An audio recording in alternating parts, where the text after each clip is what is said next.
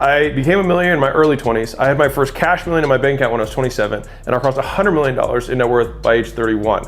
So I became a millionaire 100 times in a row. So I can tell you how to do it at least once. There's two ways that you can become a millionaire. You can earn your way there, or you can own your way there. And the faster way is to own your way there. And that's what I'm gonna walk you through. So I'm gonna walk you through both examples of earning your way there, which is how I first thought it was, versus owning. So if I want to earn my way to $1 million, then I'm going to need to make $2 million over X period of time, and then divide that by 2 because of taxes to get to my $1 million. Let's say I'm making $200,000 a year, and I made $200,000 a year for a decade. That's assuming that you saved 100% of your income. You'd be able to earn your way to $1 million in liquid net worth. On the other hand, you can own your way, meaning that you own assets, either, which could be businesses or real estate, which are probably the two most common assets that people own that are trying to invest. When I say invest, when you are an entrepreneur, you are investing, you're just heavily indexed on one stock, which is your own. Let's say that I create a business that gets to $250,000 per year. In some instances, I might be able to sell this company if it was truly automated and had a team of people that worked without me needing it. I could sell this at probably a 4 times multiple. And this is, again, that would be a very good multiple for a business that is doing that kind of profit, because this is actually a small amount of profit for when we're talking business sales. But that would get us to a $1 million net worth, all right? Because we own 100% of this business that makes $250,000 a year in profit without us working at all, and we could sell that for $1 million. And so you can see the difference here. It's like, okay, well, one of these takes 10 years. This one is just how long does it take me to automate the creation of $250,000 a year? And so what's interesting here is that almost the actual income between the two is almost identical. But as soon as you achieve it, you almost already have the net worth, because here, time is working against you because you have taxes and you have your living expenses that are cutting out of this every single year. Whereas here, you get the multiplier without your living expenses, with time being an ally for you, which takes us to the next step on our journey. Don't diversify. Diversification is for weenies. Diversification, to quote Uncle Warren, is a hedge against ignorance. You only diversify if you don't know what you're doing. The more you know, the less risky it is. I actually am approaching diversification from a focus perspective, which is what's the one thing that you're going to invest your most valuable resource? Because when you're early on, you don't have that much money. So your most valuable resource isn't your money, it's your time and your attention. There's 2 ways we can allocate it. V1, we do little allocations like this. I'm gonna look at crypto, I'm gonna look at day trading, I'm gonna look at Forex, I'm gonna look at flipping houses, I'm gonna look at long-term investing in real estate, I'm gonna look into Airbnb, I'm gonna look into starting an ATM business, I'm gonna look at, you get the idea, right? So let's say this is you, and this is your time and attention that you have to pursue any new opportunity. So you say, I need 7 income streams because the average millionaire has 7 income streams. So I'm gonna spread myself thin between 7 different opportunities. And while I do that, I'm gonna be multitasking, trying to fill different cups at the same time with different colors. And I'm somehow gonna wait until one of these things takes off, right? I have to see which ones of these will work. But the reality is, it's not which of these ones will work. Any of them could work if you put the work in, but you have to reach a threshold. Once you get to the top, the extra cash starts spilling over and you actually have a profitable opportunity. Which one of these cups is closer to spilling over? You going in on one thing, or you spreading yourself between 7? And the reason that this myth continues to proliferate is because it's absolutely true that people who are the wealthiest have multiple income streams. But what's not true is about how they got there. The wealthiest people in the world go all in on one income stream, and they keep adding it up over and over and over again until it overflows. And then once it overflows, because they're making so much money from their one opportunity, they then start diversifying back between the other different ways. But they made their wealth focusing on one thing, and then they maintain their wealth by distributing it. You don't make money by splitting your attention up, you make it by focusing on the one thing that matters most. V2, you say, what do I really like? Well, I do have experience doing this one thing, and so I'm going to ignore all of these other opportunities and just go all in on one thing. The reason I'm such a big advocate of focusing your attention on one thing is that this is where you get disproportionate returns.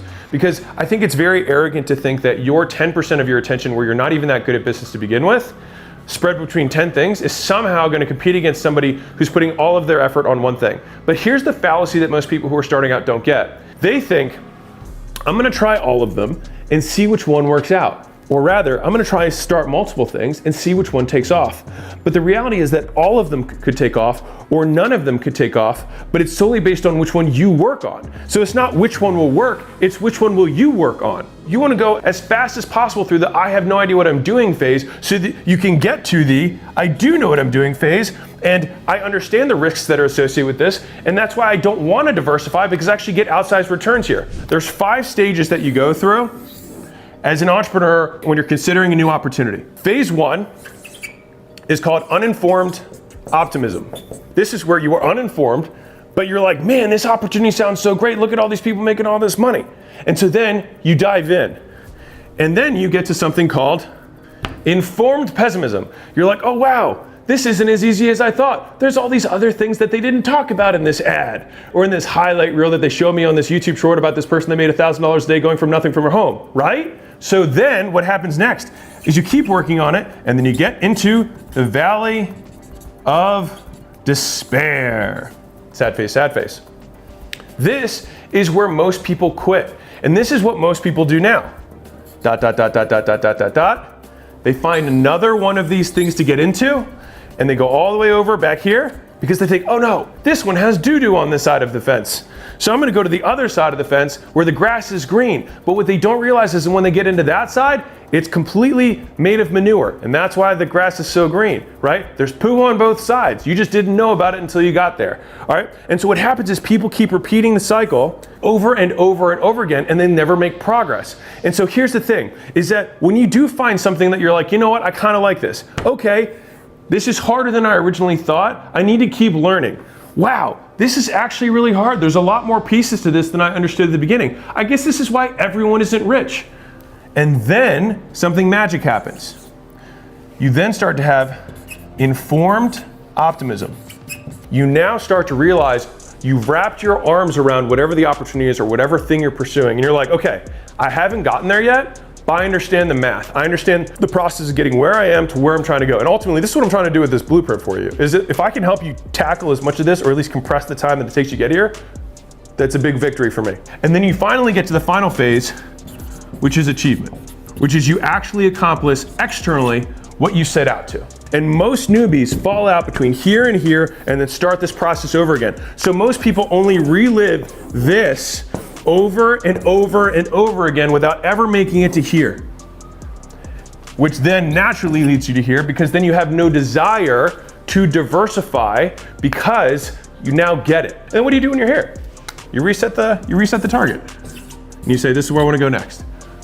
And because you've been through this process once, you understand that, you know what? Me going after this 10 times bigger goal sounds amazing. I'm gonna find out there's some stuff that sucks. There's gonna be a period where it's gonna really suck and it's gonna feel hopeless because I don't see how to get through it. I'm gonna keep chugging and then understand how to get there. And then I'm gonna get there, I'm gonna repeat the process. So now we go to the last part of level 1 of becoming a millionaire. The long game. If I told you to build the tallest tower you possibly could in 10 seconds, here's what you might do. Boom. 5, 4, 3, 2, 1. Time, right? Now, imagine I told you to build the tallest building you possibly could in 10 days. You would probably say, you know what? I can probably get some more boxes. How flimsy is this, right? Like, how stable is this? Do you think this is gonna last a long time? Probably not. So I might build it piece by piece from the ground up with more stable bricks from day one. And I would keep doing it this way, right? And I'd keep adding and keep adding and keep adding. And then when 10 days came, I might be 5 stories high.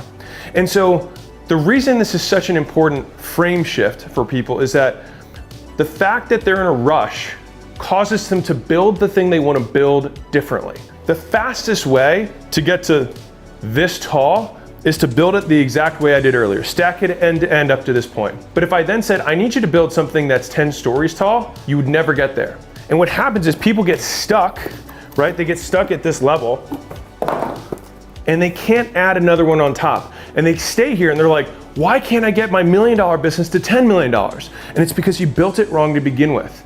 And so as much as this sounds painful, sometimes the fastest way to get to 10 million is to start back at 0 and build it right to begin with. I talk so much about long game and about making sure that you're building it the right way, because this thing, is never gonna last. And so the hardest thing about building something right is that in the beginning, you need to have something to sell. You need your amazing, valuable thing. And then, that's a megaphone, it's terrible. But then you need to advertise it to let people know about stuff. And then you start making sales. But the problem is that people get to this point and then think, oh, I need to do more marketing and sales, right? Because that's what made me money. But the problem is the more you market and sell, the more people actually find out that this is not a gift and this is actually a big pile of shit. And so what happens is now you've got people who buy this thing and tell their friends, this thing stinks. And then over time, it becomes more and more expensive for you to advertise because your reputation stinks. And so the right way to build it is to understand that you have to build the thing first, and then you gotta let people know about it. But then you don't crank on this. You keep fixing this thing until this guy becomes a happy camper and tells his friends.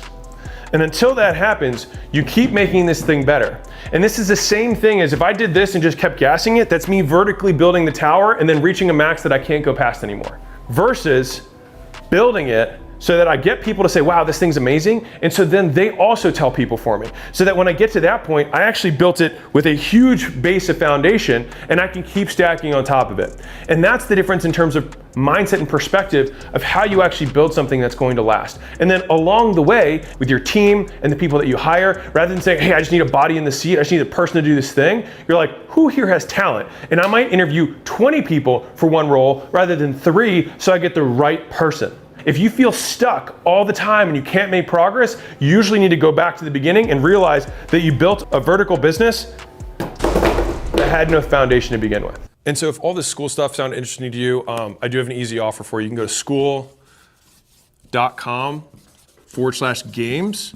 And what we have inside for you is we have 3 calls a week with guys who are actually making tens of hundreds of thousands of dollars a month on Skool, using the platform, teaching you exactly what they did step by step. So we've got calls for you of other people. We've got a community of others to help you out.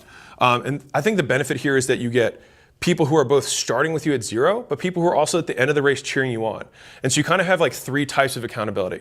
So you've got peer accountability, you've got kind of like coach accountability because people are rooting for you, but then you also have alumni accountability, people who've already been through it. And then I made a course that I put in there. It's free. It just shows you how to do this, the different ways to play the game, the different kind of like avatars that you can self-select. Maybe I'm somebody who likes making content. Maybe I'm somebody who's better at ads. Maybe I'm somebody who already has an audience. Maybe I'm somebody who likes outbound. Maybe I'm somebody who likes to have a partner. So I break down all the different paths that you can use to really start making money on the internet with what I think is the easiest business model out there. The best part, in my opinion, is that all of this stuff, obviously we have the prizes, the top 10 get to fly out, so hopefully you can do that. But you only need 3 people, and I just did a 1-day full deep dive. It's 8 hours of me just helping the top 10 communities scale, and those recordings are live right now. So if I had a $100,000 mastermind or something, this would be it, except it's yours and it's free. And here's my incentive for you. If you just get 3 people into your group. All right, so I like to put like as low as I possibly could. You get 3 people into your group, you can get your friends in there. I don't care if you cheated, it's fine. Get 3 people into your community, and you get all the downloads from that. And all of this stuff, you can start for free for 14 days, just so you can get a feel for it. You can go in there, download everything, and steal it all for all I care. All right, but my hope is that you actually use it so you can make your first dollar. And I will just repeat this one stat because I think it's the most important stat I think of the business right now, is that 30.4% of people who finish their first month of the Skool games make their first dollar online.